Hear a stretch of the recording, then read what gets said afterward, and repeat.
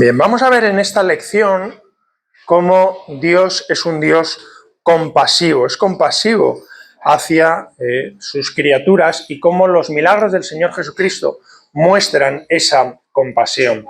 Ha hablado hoy el pastor en su mensaje, hablando también del Señor Jesucristo y de ese milagro con esa mujer sirofenicia, cómo el Señor Jesucristo tenía multitud, ¿verdad? Iba con muchas masas, sin embargo se apartó para ver o para hacer un milagro a una persona concreta. Y vamos a ver eso mismo también hoy. Vamos a ver cómo esos milagros del Señor Jesucristo suplieron una necesidad específica a persona o personas específicas en un lugar específico y en un tiempo específico.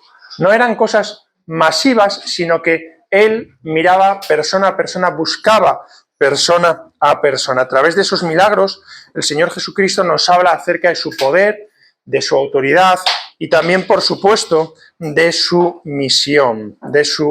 Fue la misericordia del Señor Jesucristo. Vamos ahí primero, William, porfa. Fue la misericordia del Señor Jesucristo, la misericordia de Dios, perdón, lo que trajo al Señor Jesucristo, lo que hizo que el Señor Jesucristo se encarnara, ¿verdad? Se hiciera hombre y viniera a este mundo para identificarse con los hombres. ¿Cómo vivió el Señor Jesucristo los primeros 30 años de vida? Como cualquiera de los que hubiera en ese momento, ¿verdad? No tenemos expresiones públicas relevantes, la Biblia no lo recoge, vivió en unas circunstancias comunes de personas de su tiempo. Sin embargo, comenzó su ministerio y pasó a la escena pública de una vez o de una manera cada vez más espectacular. El Nuevo Testamento recoge más o menos unos 35 milagros, ¿vale? Más o menos unos 35 milagros. He visto en alguna cosa hasta 37 milagros. Hay que decir que estos milagros, por definición, son hechos sobrenaturales, ¿de acuerdo? Y el decir que son hechos sobrenaturales es decir que son hechos que no, o que son contra natura, que son hechos que no están de acuerdo con la naturaleza y por eso mismo no es la forma normal en la cual Dios se comunica con los hombres, porque son intervenciones directas de Dios en los asuntos humanos. Y vamos a hablar de esos milagros en esta lección que vamos a estar tanto esta semana como la semana que viene. ¿Qué sabemos acerca de los milagros del Señor Jesucristo? ¿Qué sabemos? Pues que eran sobrenaturales. Que eran sobrenaturales, lo acabamos de decir. ¿Qué más? Las personas querían que Dios los juraba. Bien, hoy le hemos estado viendo también, ¿verdad? Esa muestra de fe de esas personas. ¿Qué más? ¿Creéis que la gente habría reconocido la deidad del Señor Jesucristo si no hubiera habido esos milagros? Quizás no. Quizá no, dicen por ahí. No, dice Carlos. Si habiéndolos todavía lo negaban. Si habiéndolos todavía lo negaban, ¿verdad? Eso también es un poco muestra de lo que sería hoy en día. Si en ese momento, con esos milagros del Señor Jesucristo, el pueblo judío, el pueblo al cual fue llamado, como hoy lo hemos estado viendo también en el mensaje, no creyó en él, si hoy hubiera esos milagros, ¿creeríamos nosotros? Probablemente no. Probablemente no. ¿Cómo respondió la gente de su época ante estos milagros? Bueno, la Biblia dice que sí creían. Algunos creyeron. ¿Cómo respondieron? ¿Con asombro? ¿Con temor? ¿Con recelo? Todo aquello que cogen y entendemos como algo sobrenatural, la primera manera que tenemos es que, ojo, ¿no? Cuidado. Vamos a ver de los milagros que vamos a ver hoy, vamos a intentar identificar, vayamos pensando en eso, 5 cosas, ¿vale? 1, ¿dónde se produjo? 2, ¿quiénes estuvieron involucrados? 3, ¿cuál era la necesidad específica que había en ese momento? 4, ¿cuál es el hecho? ¿Qué pasó? Y 5, ¿cuál fue la reacción de las personas que estaban ahí en ese momento? Vamos a empezar viendo milagros referidos a el poder del Señor Jesucristo sobre la naturaleza. Vamos a empezar aquí por mi vera, por mi izquierda, con el pastor. Vamos a empezar leyendo un versículo cada uno, de ahí así en adelante, luego volvemos aquí con William, con Gastón, y luego por aquí, y ya terminamos con Carlos, ¿vale? Vamos a Lucas, capítulo 5, versículo 1 al 11. Lucas 5, 1 al 11. Vamos leyendo un versículo cada uno y vamos pensando en eso, ¿vale? ¿Dónde, quiénes estaban, cuál fue la necesidad, qué pasó y cuál fue la reacción de esas personas? Vamos a ver ese poder del Señor Jesucristo sobre la naturaleza. Lucas capítulo 5, versículo 1 al 11. Hoy vamos a leer mucho texto. Aconteció que estando Jesús junto al lago de Genesaret, el Dios... Bien, estamos aquí, entonces vamos a intentar responder a esas preguntas. ¿Dónde se produce esto? El lago de Genesaret, también conocido como Mar de Galilea, también conocido como Mar de Tiberias, ¿verdad? Lago de agua dulce situado en la zona norte de Israel, que es el principal, bueno, de donde sale el agua para el río Jordán. Entonces tenemos ahí lago de Genesaret o Mar de Galilea, que también se nombra mucho en la palabra de Dios. ¿Quiénes estaban involucrados? Jesús, Jesús, ¿y quién más? Simón Pedro, Sí, unos pescadores, ¿verdad? Pescadores, estaba Jesús ahí con la multitud, versículo 2, y estaban hablando de unos pescadores que estaban lavando sus redes. ¿Cuál era la necesidad que había en ese momento? Aquí tenéis sitio, chicos, aquí tenéis dos de oír la palabra de Dios. y ahí también. ¿Cuál era la necesidad? De oír la palabra de Dios. Eso es. Es decir, habían estado, ¿verdad? Toda la noche cogiendo y... Habían estado toda la noche cogiendo y pescando, ¿verdad? ¿Y qué había pasado? No habían pescado nada. No habían pescado nada. No habían pescado nada. Entonces, estaba ahí el Señor Jesucristo, con ellos había utilizado, ¿verdad?, esas barcas, él utilizaba esa barca como plataforma para poder hablar y se encuentra con estos pescadores que no habían pescado nada. ¿Y qué ocurre ahí? La motivación, lo importante es la motivación de la gente. Había ido ahí para qué? Para escuchar la palabra.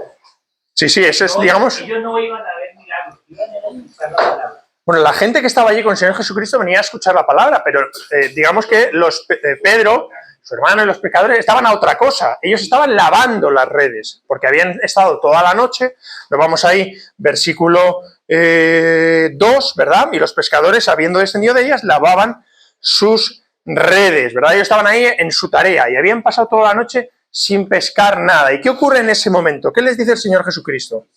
Sí, estaban trabajando, estaban terminando su tarea, porque habían estado toda la noche trabajando. Eso puede enseñar la palabra. Mire el versículo 3. Sí, pero eso es de la multitud, pero el milagro se produce con un grupo concreto, ¿vale? El Señor Jesucristo había estado, el versículo 1, ¿verdad?, con el gentío se agolpaba hablando la palabra y el Señor Jesucristo había utilizado esas barcas para poder tener esa plataforma, ese altavoz. Es como si yo me subo aquí a este cajón, me doy un golpe aquí en la cabeza, pero me subo al cajón y lo utilizo para estar predicando. Eso está claro, eso es lo que había al principio, pero estamos centrándonos en los pescadores, ¿verdad? Porque es un poco lo grueso, lo mollar de esta historia. ¿Y qué ocurre con ellos? ¿Qué dice? A partir del versículo 5, bueno, versículo 4 también, ¿verdad? Le dice a Simón, boga mar adentro y echad vuestras redes para pescar. ¿Y qué ocurre ahí? Dice, él un poco así como revirado, le dice, no, enfadado, que para qué iba a hacer eso, que han estado toda la noche, pero obedecen, ¿verdad? Obedecen y lo hacen. ¿Y qué ocurre? Agarraron gran cantidad de peces. Cogen gran cantidad de peces, ¿verdad? Pescan mucho. Antes de eso, Pedro le dijo, olvídate, Pedro. Pues eso es lo que estamos diciendo. No, pero es que eso es tan importante. Pero, Pedro creyó porque dijo, en tu palabra, sí, en tu nombre, en tu palabra lo sin haré. duda. Por eso se ocurrió el milagro. Sí, pero vamos a ir un poquito más ágiles porque si no, no nos da tiempo, ¿vale? Pero efectivamente, él coge y lo hace un poco así, pero obedece. Él dice también, como dices tú, en tu palabra, versículo 5, más en tu palabra echaré la red. Es decir, obedece teniendo fe en el Señor Jesucristo. ¿Y qué ocurre? ¿Cuál es la consecuencia de ese punto de fe? Pescan mucho. ¿Y cuál es la reacción que tienen ellos? llamaron a sus compañeros para que les ayudaran. Bien, eso es lo primero, pero la reacción de Pedro, ¿cuál es? Versículo 8. Cae de rodillas, ¿verdad? Es la reacción de los que están ahí, es una reacción, en primer lugar, de asombro, ¿verdad? Sería la primera de ellas, porque ellos, ¿cómo es posible que haya estado toda la noche aquí pescando y no haya pescado nada? Y ahora cojan y haya llenado la barca de peces. Entonces, hay una reacción por parte de Pedro de caer de rodillas, ¿verdad? Se está dando cuenta que hay aquí un milagro. ¿Y qué más? ¿Qué dice de él mismo? Que es pecador, ¿verdad? Apártate de mí, pecador. ¿Y qué más? ¿Qué otra reacción había ahí? Versículo 9. ¿Una reacción de qué? Temor. De temor, ¿verdad? El temor se había apoderado de toda la gente que estaba con ellos. Este primer milagro que vemos, el poder del Señor Jesucristo para la naturaleza, vemos que no fue un milagro, como decimos, absolutamente masivo, sino hemos visto cosas muy centrados en los pescadores, centrados en los pescadores, cuál fue la reacción de ellos, qué pasó, cuál era la necesidad concreta que tenían ellos, habían estado toda la noche sin pescar y no habían obtenido nada. Vamos a más adelante, ¿vale? Vamos a otro ejemplo también del poder de la naturaleza sobre el Señor Jesucristo. Esos peces, hemos visto el primero. Vamos ahí, calmando la tormenta. Vamos al Evangelio de Mateo, capítulo 8, versículos 23 al 27. Mateo 8. Todos estos milagros son conocidos, ¿verdad?, de parte de todos, pero vamos a intentar desgranar o focalizar un poco en esas cosas que hemos estado viendo. 8, versículos 23 al 27. Nos habíamos quedado por ahí detrás. Seguimos hasta donde se pueda y luego ya continuamos por aquí. Y entrando él en la barca, sus discípulos le siguieron. Y he aquí que se le dio llevar una tempestad tan grande que las olas cubrían la barca, pero él dormía. Y vinieron sus discípulos y le despertaron diciendo: Señor, sálvame, que perecemos. Él le dijo: tenéis, hombre de poca fe. Entonces levantándose reprendió a los vientos y al mar, y se hizo gran bonanza. Y los hombres se maravillaron, diciendo: ¿qué hombre es este que aún los vientos y el mar le obedecen? 18. Hasta el 27. Ahí estamos bien. Hasta el 27. Luego ya continuamos. Bien, volvemos otra vez. ¿Dónde estamos? En el mar. De nuevo, ¿verdad? Estamos en ese lago de Genesaret, en ese mar de Galilea, ¿no? Eso es lo primero que tenemos aquí. ¿Quiénes están involucrados? Los discípulos De nuevo, estamos ahí con los discípulos. ¿Y qué está haciendo Jesús? durmiendo. Está durmiendo. Él había pasado todo el día posiblemente predicando, estando con sus discípulos, enseñando, y vemos aquí una muestra más de su humanidad. Él estaba cansado y estaba durmiendo. ¿Qué más? Vino una gran tempestad. Vino una gran tempestad. Es habitual o medianamente habitual que en este mar, aunque sea un lago, realmente haya ciertas tempestades. Hay un monte, que es el monte Hermón, al norte de ese lago, un monte de unos 2.800 metros de altitud, y por esos desfiladeros, los vientos crean tempestades o tormentas en este mar de Galilea. De hecho, hay 2 ocasiones en la Biblia las cuales se nombran que Cristo hizo un milagro para calmar ese mar embravecido, ¿verdad? ¿Qué más? ¿Cuál fue la necesidad que había en ese momento? De que les salvaran, ¿verdad? Porque había habido una tormenta y ellos estaban cogiendo y estaban viendo en peligro su vida. ¿Y qué es lo que pasó? El Señor reprende, ¿verdad? Primero, ¿qué les dice? Le hace una pregunta. Le hace una pregunta. ¿Cuál es esa pregunta? ¿Por qué teméis, verdad? Hombres de poca fe. Hay varios textos también en la Biblia en los cuales el Señor Jesucristo se queja constantemente de esa falta de fe por parte de los discípulos. Lo vemos también en Marcos 4:40 y otros muchos. Y en ese momento, ¿qué ocurre? Reprende, ¿verdad? Reprende a las olas y cesa la tempestad. De nuevo vemos aquí el poder del Señor Jesucristo sobre la naturaleza, ¿verdad? Los discípulos que le habían visto, estamos ya en Mateo capítulo 8, tenemos varios capítulos anteriormente, los discípulos habían visto a Jesús hacer varios milagros en ese momento y aún así no tenían fe, todavía no habían aprendido a confiar en el Señor Jesucristo como aquella persona que podía suplir esas necesidades cualesquiera que fueran. Esta muestra, ¿verdad?, del poder del Señor Jesucristo, muestra, valga la redundancia, también su deidad, muestra o demuestra de nuevo su deidad. ¿Cómo reaccionan los discípulos? Maravillados, ¿verdad? Versículo 27. Parece mentira. Es verdad que nos tendríamos que poner nosotros o bien las gafas de ese tiempo o bien en la piel de los discípulos a ver cómo reaccionaríamos nosotros, pero estamos hablando aquí de que ellos ya habían visto, como digo, pasa, Andrea, no tengan miedo. Tienes aquí, creo que hay un sitio, ahí también, y tienes hueco. Bueno, déjame cuidar de la por allí.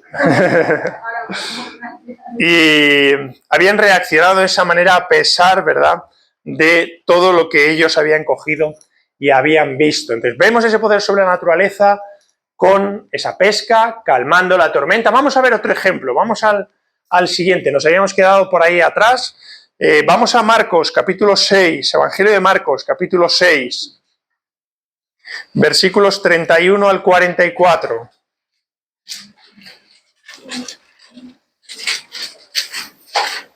Vemos siempre lo que habíamos dicho al principio. El Señor Jesucristo no tiene esos milagros absolutamente masivos, sino lo que está haciendo es cubrir necesidades específicas.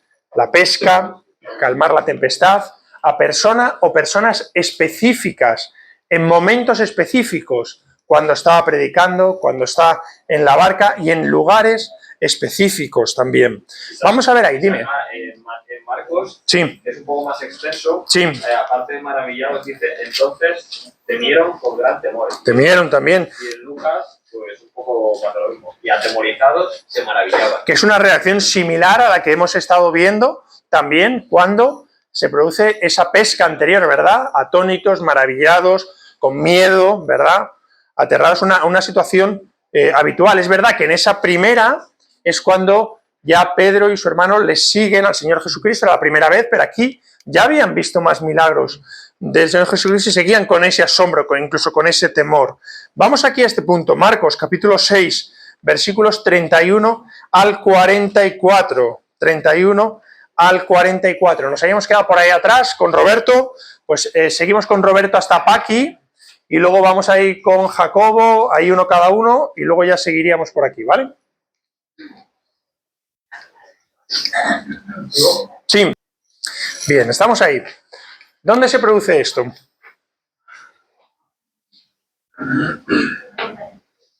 Versículo 32, ¿verdad? Estaban en una barca, con lo cual estamos en el mismo escenario, Mar de Galilea, y ellos se van a una región un poco más apartada de ese Mar de Galilea para poder descansar. ¿Y qué ocurre aquí? Que la gente les ve y les sigue, ¿verdad? Versículo 33. Probable que en ese momento se encontraran con vientos contrarios o probablemente sin viento y eso hiciera que fueran lentos. Entonces la gente les ve y les sigue. Versículo 33, les siguen a pie, es lo que se llama, van bordeando, ¿verdad? Ese mar y los van viendo. Y les siguen y se juntan con él. ¿Y qué vemos aquí? Versículo 34. Hay una gran multitud y el Señor Jesucristo, ¿qué tuvo? Compasión de ellos. Estuvo con ellos toda la tarde enseñándoles y tuvo compasión de ellos. Porque ¿qué pasaba? Estuvieron toda la tarde y llegó a un punto donde, ¿qué ocurría? La hora era avanzada y esta gente, hay que pensar que estaban en un lugar desierto y como estaba avanzada, ¿qué tenían? Tenían que ir a comer, ¿no? Porque tenían hambre. La región donde ellos estaban, que era desierta, no podía proveer alimento suficiente para la cantidad de gente que había aquí, que vemos en el último versículo que hemos leído, eran como 5.000 hombres. A eso hay que añadir mujeres y niños. Podía haber una cantidad aproximada entre 15 y 20.000 personas. Allí añadidos, como digo, mujeres y niños. ¿Y qué les dicen los discípulos? Que lo despida ya. Hay una necesidad que hemos visto, ¿verdad? Que es que cogen y es avanzada la hora y tienen hambre. ¿Cuál es la solución de los discípulos? Decirle, venga, iros para casa, ¿verdad? Porque tenéis que ir a comprar de comer, ¿verdad? Sí, Antes de despedir, sí. que les enseñaba, se embarcó, se conmovió, ya lo dijiste, Ujú. y comenzó a enseñar. Porque estaba cogiendo y estaba proveyendo para las necesidades espirituales de este grupo de gente, pero además de proveer para esas necesidades espirituales, enseñándoles, se encuentran con una necesidad física, que es que hay que llenar la buchaca, ¿verdad? Porque es avanzada la tarde y aquí no hay sitio para comer. Entonces, la solución de los discípulos es, bueno, despídeles, ¿no? Despídeles y que se apañen como puedan. Porque nosotros aquí, nada, versículo 36, perdón, que vayan a las aldeas de alrededor y compren pan, pues no tienen que comer. ¿Y cuál es la respuesta del Señor Jesucristo? Que les den ellos. Dadles vosotros de comer. Es como si yo ahora le digo a Carlos, que es el encargado de la intendencia de la iglesia, mira todos los que estamos aquí, Carlos, dale de comer. Y Carlos se va a hacer lo que ha hecho ahora, que es reírse, claro. Que es reírse, es decir, ¿cómo voy a poder yo hacer esto? ¿Cuál es la respuesta que dicen aquí? ¿Que vayamos y compremos pan por 200 denarios y les demos de comer? ¿200 denarios cuánto era? ¿Qué era un denario? No, un denario no era un salario. No, un denario era una moneda. Un denario era una moneda. Para los que no lo sepan, de la palabra denario procede la palabra dinero. ¿Vale? Tema de cultura general, para que lo sepáis. Bien, un denario era una moneda romana que había en ese momento y que efectivamente representaba un día de salario de un obrero, ¿vale? Por lo tanto, un día de salario de un obrero tenían que darle 200 días de salarios, que son 8 meses. O sea, tenían que tener dinero de 8 meses de sueldo para coger y dar de comer a toda esa gente. Los discípulos, volvemos otra vez, estamos en Marcos capítulo 6, ya habían visto al Señor Jesucristo hacer muchos milagros, ¿verdad? Pero les dicen, ¿cómo es posible esto? Tenemos que tener 200 denarios para darles a todos. ¿Y cuál es la respuesta del Señor Jesucristo aquí?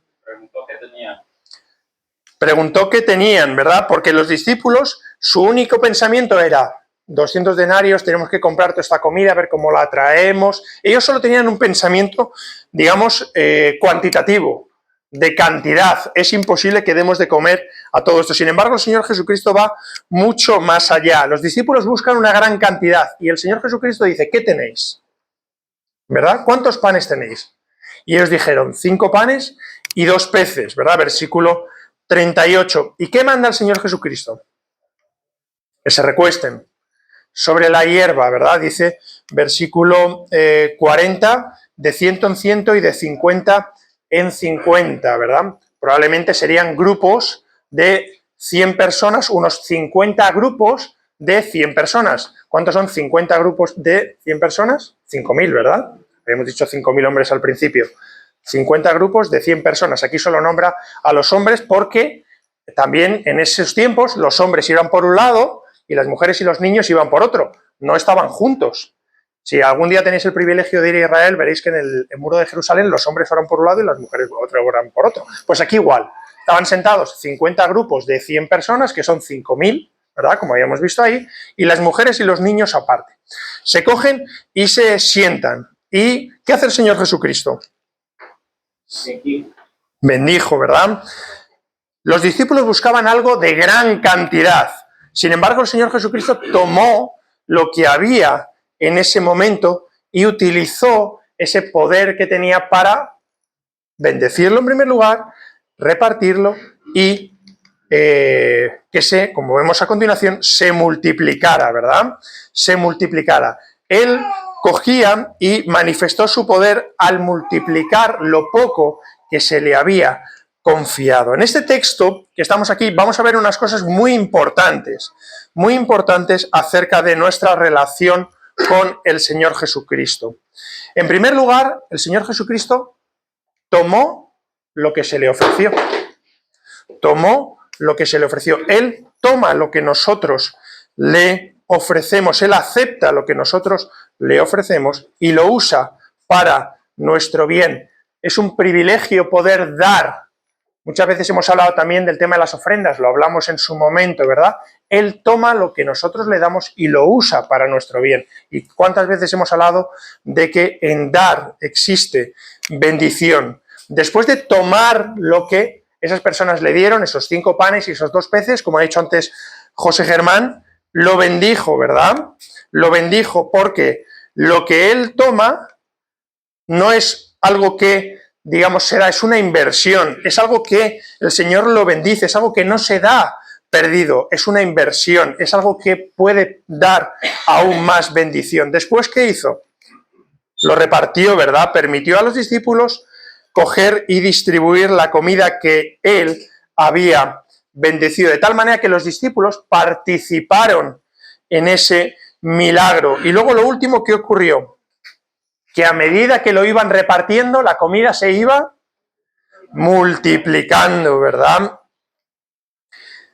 Cuando nosotros recibimos la palabra del Señor, que es el pan de vida, ¿nos lo dan para qué? ¿Para que nos lo quedemos nosotros mismos? ¿O para distribuirlo a los demás y que en esa distribución se vaya multiplicando? ¿Verdad? Eso es lo que tenemos. No se nos da la palabra del Señor, no se nos da ese pan de vida para quedárnoslo nosotros, sino para distribuirlo a aquellos a los que necesitan. Y cuando lo distribuimos, este se multiplica entre todo el mundo. Cuando nosotros predicamos el Evangelio y llegamos a otra persona, esa persona a su vez puede predicar a otra y así sucesivamente. Y eso mismo que ocurrió en esta alimentación de los 5.000 es lo que nosotros a día de hoy podemos coger y podemos hacer. Entonces, hemos estado viendo aquí, en esta alimentación, Mar de Galilea, estaban involucrados un grupo de 5.000 personas que tenían una necesidad individual, que era coger y alimentarse físicamente. Ya se habían alimentado espiritualmente, pero necesitaban alimentarse también de una forma física. Hemos visto esa multiplicación, ¿verdad?, de los panes y los peces. ¿Y cómo reaccionaron? No nos lo dice aquí en este texto, salvo el versículo 42 que dice que se saciaron, ¿verdad? Se saciaron, estaban saciados espiritualmente y se saciaron también físicamente. 3 ejemplos, sí. Y sobraron, versículo 43, sobraron 12 cestas llenas y también sobró de los peces. Más que sobrar es hubo excedente. Eso es.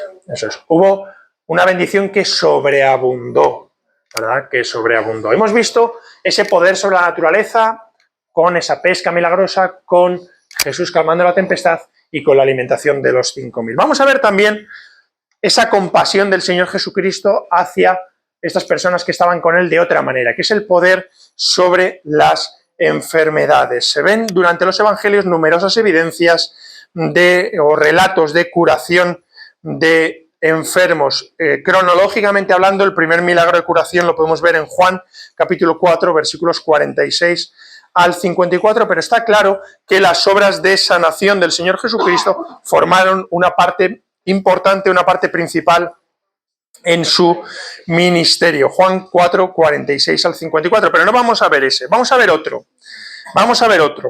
Algo muy conocido también. Estamos aquí en el Evangelio de Marcos, vamos al capítulo 2. Vamos al capítulo 2 del Evangelio de Marcos. No sé quién se ha quedado el último, ha sido Raquel. Pues vamos con Raquel, Pepe, luego con Carlos, así, y continuamos con William, Gastón, y luego ya Rosy, y por aquí. ¿Vale? Raquel, Marcos, capítulo 2, versículos 1 al 12. Marcos 2, 1 al 12. Entró Jesús otra vez en Capernaum después de algunos días y se oyó que estaba en casa. E inmediatamente se juntaron muchos, de manera que ya no cabían ni aún a la puerta, y les predicaba la palabra. Entonces vinieron a él unos trayendo un paralítico que era cargado por 4. Y como no podían. Versículo 4, Clara. Y como no podían acercarse a él a causa de la multitud, descubrieron el techo de donde estaba y haciendo una abertura bajaron el lecho en que yacía el paralítico. Al ver Jesús la fe de ellos, dijo al paralítico: Hijo, tus pecados te son perdonados. Estaban ahí sentados algunos de los escribas, los cuales cavilaban en sus corazones. Porque él había, ¿por qué habla este así? Blasfemia dice, ¿quién puede perdonar pecados sino solo Dios? Y conociendo luego Jesús en su espíritu, que cavilaba de esta manera dentro de sí mismo, le dijo: ¿Por qué caviláis así en vuestros corazones? ¿Qué es más fácil decir al paralítico? ¿Pecados te son perdonados? O decir, levántate, toma tu lecho y anda. Pues para que sepáis que el Hijo del Hombre tiene potestad en la tierra para perdonar pecados, y por paralítico, A ti te digo, levántate, toma tu lecho y vete a tu casa. Entonces él se levantó enseguida, y tomando su lecho, salió delante de todos, de manera que todos se asombraron, y glorificaron a Dios, diciendo: nunca hemos visto tal cosa. Bien, ¿dónde estamos? Estamos en Capernaum, ¿verdad? ¿Y qué está haciendo aquí el Señor Jesucristo? Predicando. Está enseñando, ¿verdad? Estaba en una casa en concreto y se juntaron muchos. Versículo 2, imaginaros que estamos aquí, esto es como si fuera una casa y no entra más gente. Ahora mismo aquí tenemos una silla libre, pero prácticamente no entra nadie más. ¿Y cuál es la necesidad que hay en ese momento? Que hay 4 amigos que llevan ahí a alguien que es un paralítico, ¿verdad? ¿Y qué dicen? Aquí no entra nadie. ¿Qué hacen ellos? Fijaros, suben aquí arriba y esto no penséis que en esas casas había 4 hojas ahí en el suelo, 4 ramas, y hacen así, apartan una y otra y ya meten al paralítico. No.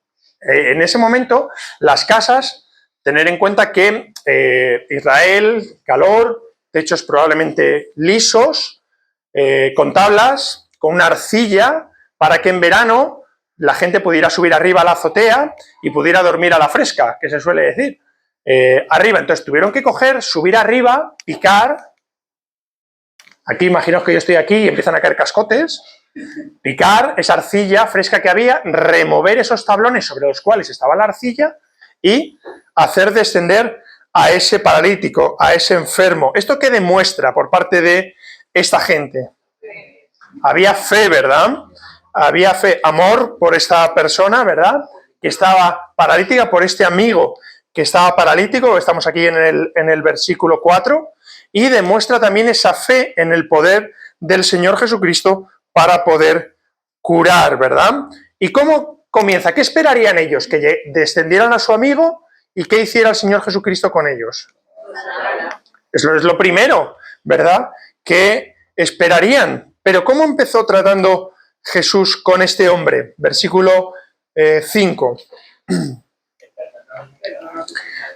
Jesús declaró que sus pecados eran perdonados. ¿Qué estaba haciendo Jesús cuando declaró esto? Era Dios. Estaba reconociendo su deidad y por lo tanto su facultad para poder perdonar pecados, y estaba reconociendo también la fe de estas personas que habían cogido y habían hecho toda esta historia para poder traer a este paralítico. ¿Y cuál es la reacción de los que están allí oyendo esta declaración del Señor Jesucristo? Decían que blasfemaban. Decían que blasfemaban, ¿verdad? Versículo 7, blasfemias dice: ¿quién puede perdonar los pecados sino solo Dios? Él era Dios y podía hacerlo, como hemos estado viendo, porque Él está demostrando ese atributo de deidad. ¿Y qué dice el Señor Jesucristo? Les confronta, versículo 8. ¿Y cómo les confronta? ¿Por qué caviláis aquí? ¿Por qué caviláis en vuestros corazones? Versículo 9, que es la clave. Y no lo deja todo en mera palabrería. Dice sí o no. Y dice, ¿no? ¿Pero qué está diciendo aquí el Señor Jesucristo? O sea, que el hacer Dios o puede perdonar sus pecados o puede sanarlos. Puede hacer las dos cosas. Pero aquí hay una palabra que es clave, versículo 9. ¿El Señor Jesucristo estaba diciendo que es más fácil perdonar los pecados que sanar?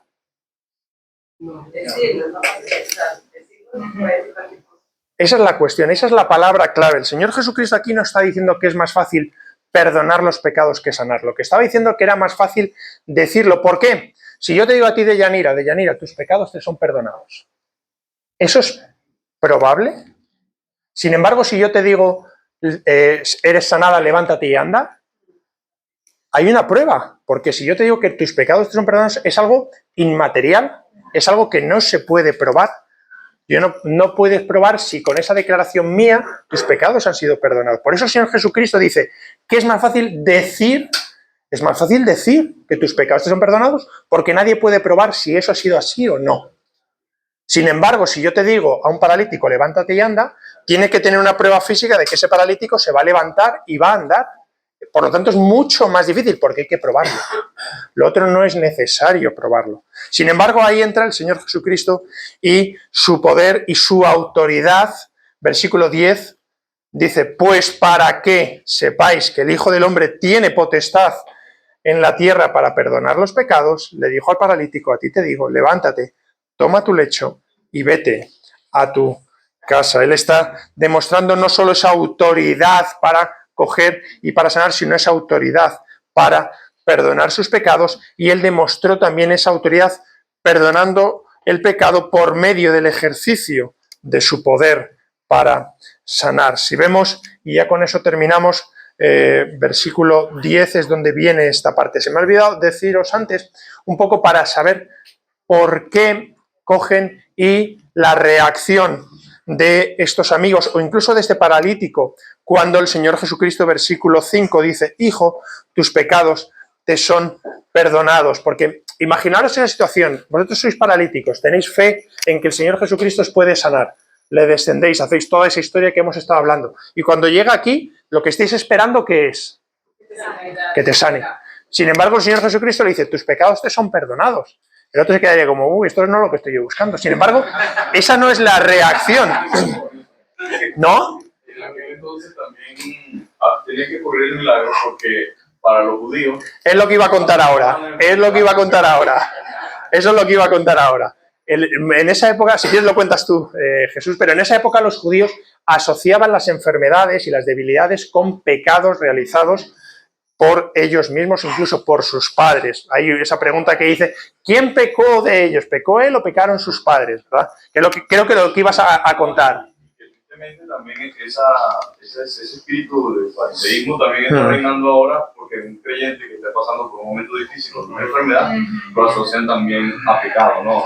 De manera ilógica. Pero era necesario que el Señor lo sanara porque era la evidencia, oye, definitivamente este tiene algo aparte, diferente, porque no solamente lo perdona, sino que la evidencia se hace palpable en sus propios ojos. Lo peor de todo es que los que cavilan en su corazón supuestos creyentes, sí.